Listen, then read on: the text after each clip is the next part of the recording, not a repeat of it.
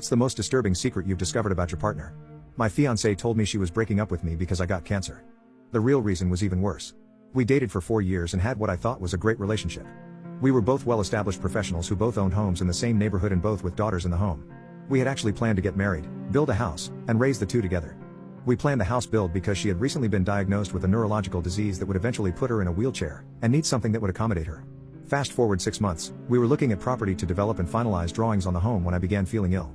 I couldn't eat, constantly vomiting and passing blood. I began noticing that my abdomen looked swollen, which was odd because we were both very clean eaters and were in the gym every day. So I went to the doctor and began having tests done. During this time, she began having small cognitive issues, and the stress of her current position was exacerbating her condition, so she took a $20,000 pay cut along with a lesser position inside the company.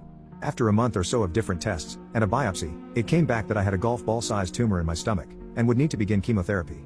So I began chemo and radiation treatments, which made me, expectedly so, extremely ill. She was spending time helping around my place on the weekends and staying over more, to the point that she and her daughter were both at my home, more than theirs.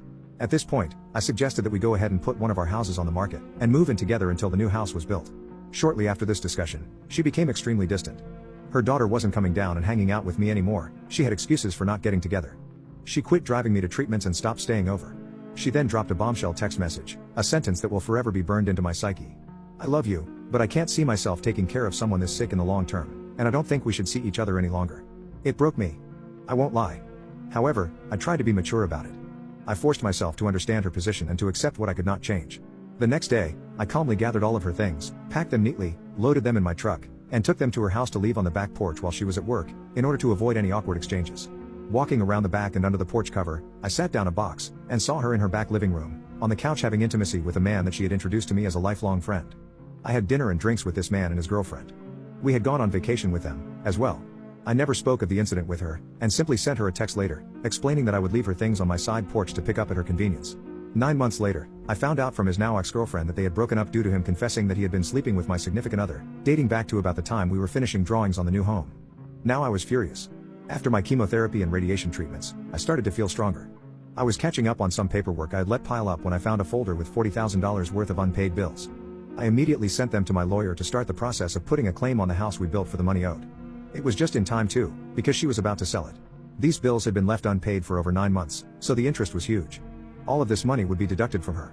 After paying for the house, the bills, and the lawyer, she was left with only around $10,000. This meant she couldn't buy another house as she had planned and had to move in with her eldest daughter, sister-in-law, and 2 grandkids.